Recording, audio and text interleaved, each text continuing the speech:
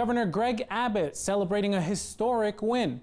For the first time in Texas history, both chambers of the Texas legislature have passed school voucher bills. This is decades in the making, and there's no person more responsible for the passage of this bill than Governor Greg Abbott. Powerful Republican governors like George W. Bush and Rick Perry have tried and failed to pass school voucher bills. But soon, Governor Abbott can say he has succeeded where others have failed. The win even brought congratulations from the president. In a post on Truth Social, President Donald Trump congratulated the state's top leaders, calling it a gigantic victory.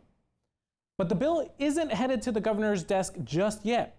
The House passed the Senate's version of the bill, but they've made some slight tweaks, which means the two chambers still need to come together to work out the differences. Our Aaron Davis has the details. SB 2 is passed to engrossment. Republicans are still basking in the success marked by the passage of a historic school voucher bill. The $1 billion measure will pay for a number of students to attend private schools with tax dollars. Provide parents another tool in their toolbox to make sure that their kids receive the best education possible. Governor Greg Abbott is especially triumphant after campaigning against members of his own party to guarantee enough support. Having already cleared the Senate, Lieutenant Governor Dan Patrick says the House's outcome is in line with his goal to, quote, want school choice for parents and the best public school system in America, adding that competition is key to both goals. Abbott says when the bill reaches his desk, he will swiftly sign it into law, quote, creating the largest day one school choice program in the nation. Today, it's finally going to be about the kids.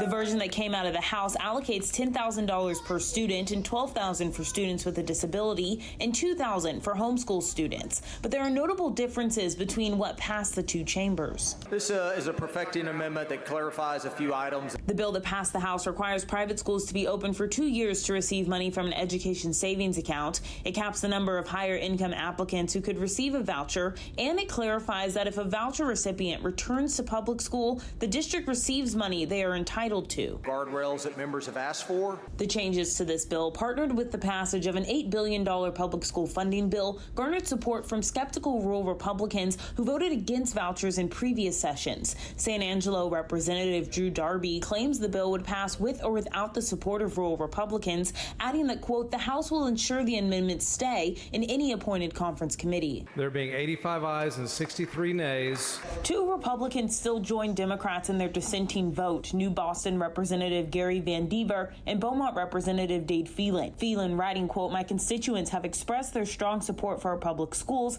and concerns about diverting state resources away from them. The bill will now go to the Senate, where the chamber can concur or reject the changes, or a conference committee made up of House and Senate members to work out a compromise on the bill that each chamber must then pass before sending to the governor. For Capitol Tonight, I'm Aaron Davis. To break down the vote further, we're joined tonight by Representative Ramon Romero, a Democrat and the chairman of the Mexican-American Legislative Caucus. Thanks for joining us, Representative. Glad to be here, James. So we heard a lot from your fellow Democrats about this bipartisan coalition that would stand up to vouchers. We kept being told that the outcome wasn't predetermined, but in the final vote, only 2 Republicans stood with you guys. What happened? I just think that we held out hope that we would see the courage that we saw in the last legislative session, where Republicans listened to their districts and not the governor. And unfortunately, it wasn't just the governor that they listened to. They got the call that did it all. When Governor Abbott called the White House and the White House chimed in and members got to listen to President Donald Trump, I think that really helped freeze them. And it showed last night. And I mean, we lost, and we lost soundly. And as much as Democrats want to say that it was just us that lost, I think the people of Texas really lost. This is something that's been fought for, decades now. And certainly more aggressively since money has come in from out of state. But look, we lost, and I think that the MAGA moms that came down that were fighting this along with Democrats, I think they've got a lot of work to do in their Republican districts, and I think that those members, when they go back home, they're gonna see and listen to those people. Yeah, so it sounds like you felt like there was clear pressure from President Trump, from the governor, to really push some of your Republican colleagues towards this vote. I think that call made a big difference. Yep. What is the playbook for House Democrats for the rest of the session? There's still about a month and a half left in session. How do you keep going here? Look, there's a lot of really important bills. Every year we file thousands and thousands of bills. Many of those are going to affect families all around Texas. And we have to ensure that this House, even though we lost that, we still have to continue to work with the Speaker and continue to work with the majority party since we are outnumbered. And we have to ensure that our policies, not necessarily our policy priorities, but policies that are sound and that have always been bipartisan, that we can continue to make Republicans vote for us. What are some of those policies? I mean, look, today we just, as I walked off the floor, Representative Eddie Morales is going to see, Sol Ross on the Rio Grande Valley. I mean, so he is about to get a university in Sol Ross in a place that hasn't had that. That's going to change families. Look, we also need to, we know we're going to fund border security, and let's just make sure that we do it in a responsible way. As MALC members, we're really geared up and ready to ensure that the leadership understands we have ideas, listen to us. Democrats and Republicans, members of MALC are ready to demonstrate to the leadership that we have ideas. It doesn't matter what party it comes from. And it was reported that Democrats had that amendment to take the voucher bill to a vote of the Texas constituency. Voters could have voted on it. That failed yesterday, but there was a sort of a threat from the Democratic Party that they would hold up constitutional amendments. Is that still on the table? That's really our only threat right now. These are the threats, not necessarily that. These are the issues at which require 100 votes. Because we only have 62, we don't have any other options. So of course we're fighting that, and that's always on the table. But that wasn't the reason why it failed. Again, so I think that at this point we're going to continue to regroup. And if there's an issue that we really don't like, that is something that we can always put on the table. So that leverage is still there.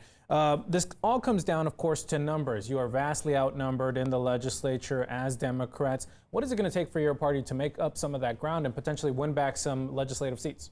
I think Republicans are doing a lot for us right now. I think that the vote on SB2, this voucher bill, is going to be one that they're going to pay the price for.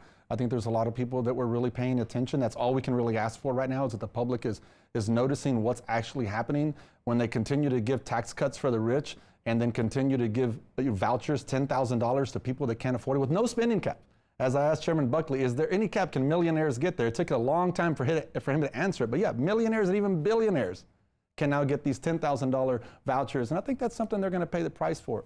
On our part, as Democrats, we have to continue to communicate to our districts, be vocal and be visual. We have to be there. We have to talk to them. We have to talk to them about what we believe in. We've not had an opportunity to lead this state in over 30 years. Eventually, we're going to get there. Well, Representative Romero, thank you so much for taking the time to join us. Thank you. Thanks for watching our YouTube channel. Let Spectrum News be your resource for balanced, in-depth political coverage. And click the subscribe button here.